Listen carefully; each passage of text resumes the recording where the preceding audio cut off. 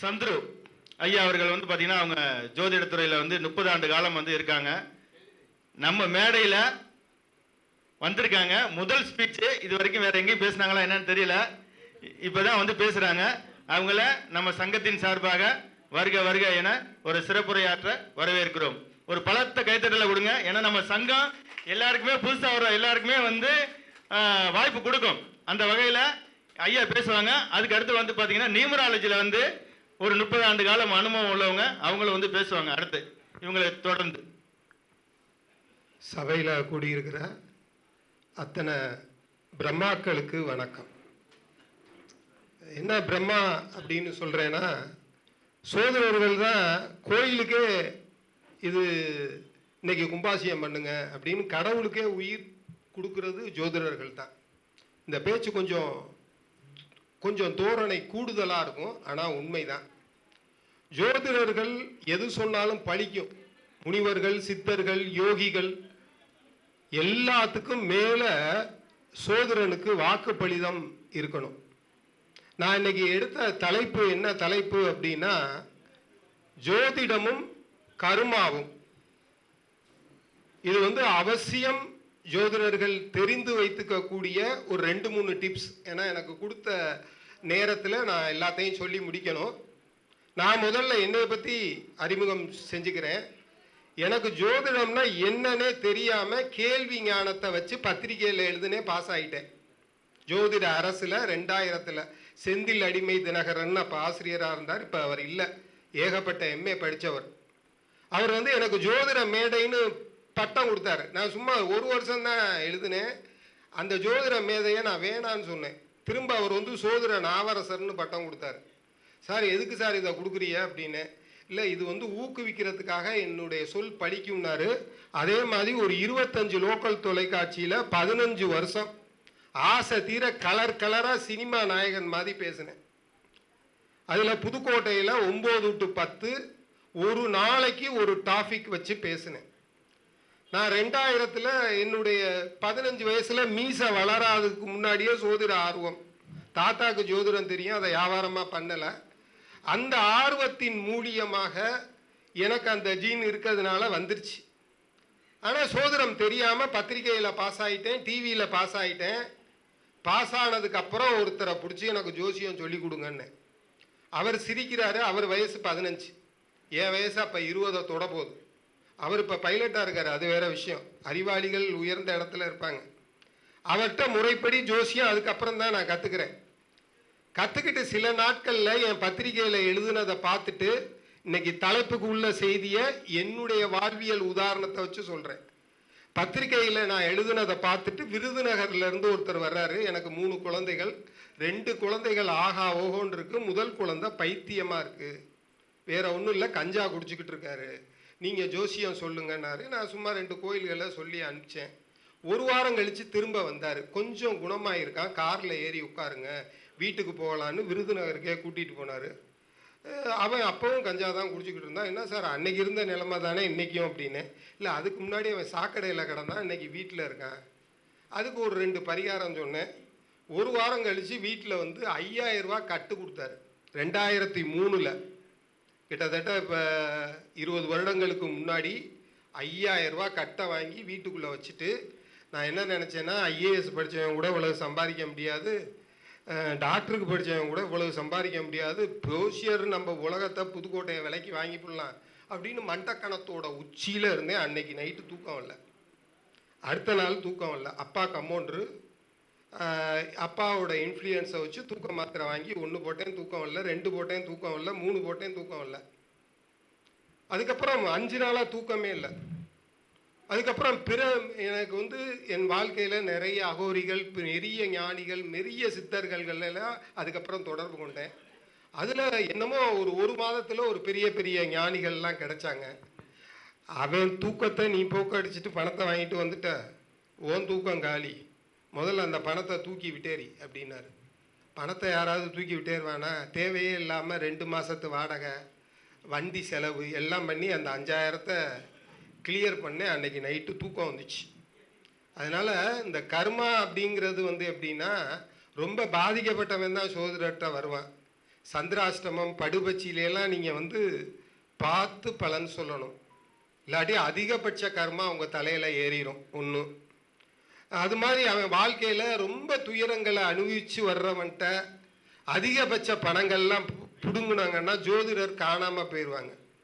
ரெண்டாவது, இப்போ என்னைக்கு யூடியூப் வந்துச்சோ கோடிக்கணக்கான பேர் கொட்டுறான். கடுகு அப்படின்னா லட்சம் பேர் கொட்டுறான், வெந்தயம்னா கோடிக்கணக்கான பேர் கொட்டுறான். ஆனால் இது சோதரம் வந்து வரப்பிரசாதம். அவன் தலையில் இவன் சோதரர்னு எழுதியிருக்கணும்.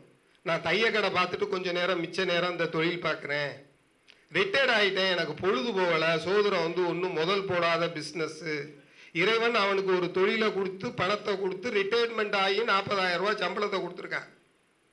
ஆனால் இது ஆசைக்காக காசுக்கு வந்தான்னா வேலியில் போகிற ஓனானை எடுத்து வேட்டியில் வச்ச கதை தான். சோதிடர்கள் வந்து முனிவன் மாதிரி இருக்கணும், சித்தன் மாதிரி இருக்கணும், யோகி மாதிரி இருக்கணும். முனிவன் மாதிரி இல்லை, முனிவனாக வாழணும். எதுக்கும் ஆசைப்படக்கூடாது, யார்கிட்டையும் கை கொடுக்கக்கூடாது, எந்த வீட்லேயும் சாப்பிடக்கூடாது. ஒருத்தர் வந்துட்டு ஹலோ வாங்க நண்பர் எங்கே நல்லா இருக்கீங்களா வாங்க அப்படின்னு சொல்லி ஹோட்டலுக்கு கூட்டி போய் சாப்பிட்டு அவன் பில்லை கொடுத்தான்னா அவங்க அப்பா வந்து கொள்ளையடிச்சோ திருடியோ லஞ்சம் வாங்கியோ சம்பாதிச்ச காசு 60 ரூபா நமக்கிட்ட வந்துச்சுன்னா 60 ரூபா கர்மா நமக்கு வந்து சேர்ந்துடும். சோதரர்களுக்கு வந்து கர்மாவை ஏற்றுக்கொள்ளக்கூடாது. நம்ம வந்து இந்த மனிதனா பிறந்தவன் இறைவனா ஆகணும். இறைவனா ஆகணும்னா கொண்டாந்த பாவத்தை கழிக்கணும். சோதிடத்தை ஒரு புனித தொழிலா பண்ணணும். இன்னைக்கு வந்து சோதிட பத்திரிகை 85 பத்திரிகை மாத பத்திரிகை வருது. ரெகுலரா வரக்கூடிய பத்திரிகை நாளிதழ் அத்தனையிலேயும் சோதிடம் வருது, மாந்திரிகம் வருது. நான் கிட்டத்தட்ட 1000 மாந்திரவாதிகளை பார்த்துருக்கேன், லட்சம் ஜோதிடர்களை பார்த்துருக்கேன். எல்லா மாந்திரியவாதிகளும் போய் பட்டை போட்டவன் மொட்டை போட்டவன் கொட்டை போட்டவன் எல்லாமே போய். ஒரிஜினலாக இருக்கவன் அதை காமிச்சிக்க மாட்டான், அவன் சாதாரண மனிதர்களோட இருப்பான். அது மாதிரி ஜோதிடத்தில் நீங்கள் ஏஎல்பி பண்ணுங்க, கேபி பண்ணுங்க, பாரம்பரியம் பண்ணுங்க, நியூமராலஜி பண்ணுங்க, எதை வேணுமாலும் பண்ணுங்க, சொன்னால் பழிக்கணும். பச்சை மரம் பத்தி எரியணும்னு சொன்னால் நாளைக்கு அது பத்தி எரியணும். அவன் தான் சோதிடன். அதுக்கு வாக்குப்பளிதம் வேணும். வாக்குப்பளிதத்தை வளமாக்குறதுக்கு உபாசனை தெய்வம் வேணும். அந்த உபாசனை தெய்வத்தை உண்மையாக பயன்படுத்தணும். அதை வியாபாரத்துக்காக நீ போய் அதை செஞ்சுட்டு வா இதை செஞ்சுட்டு வானா எந்த உபாசனை தினமும் இருக்காது. 2 தெய்வம் வச்சுக்கணும், ஒன்று இஷ்ட தெய்வம், ஒன்று உபாசனை தெய்வம்.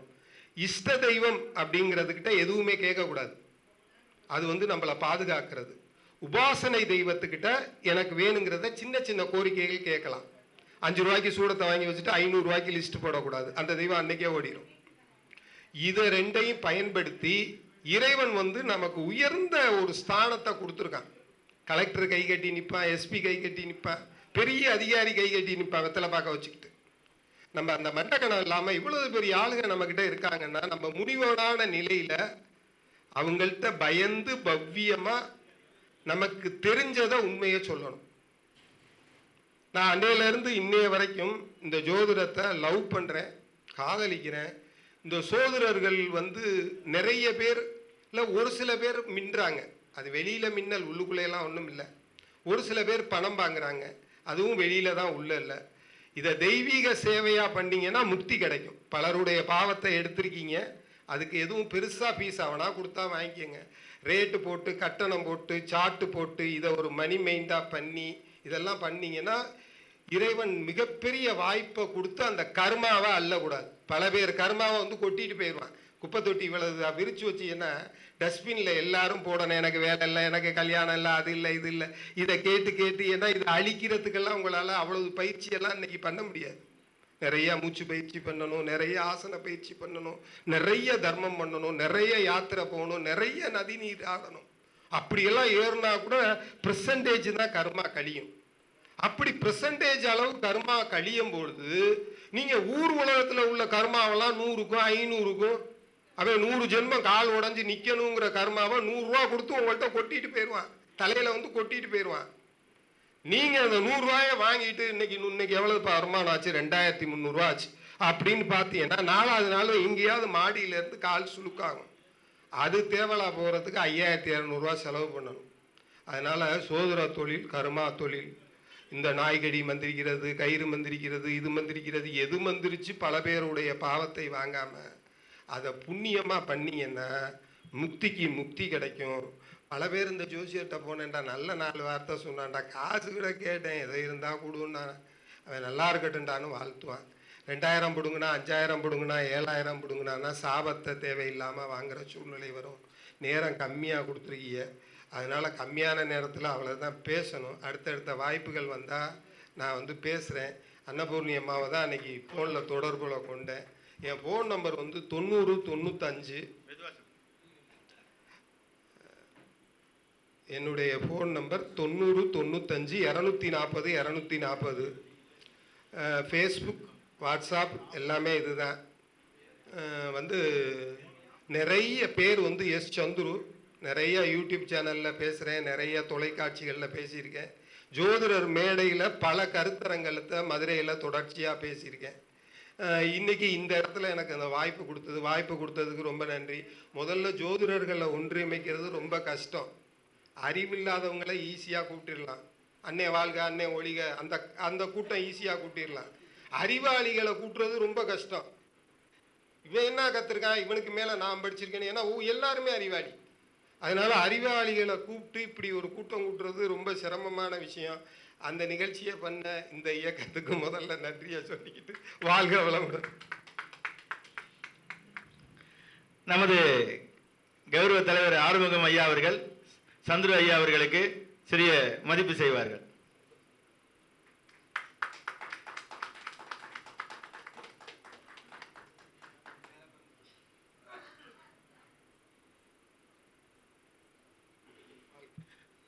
ரொம்ப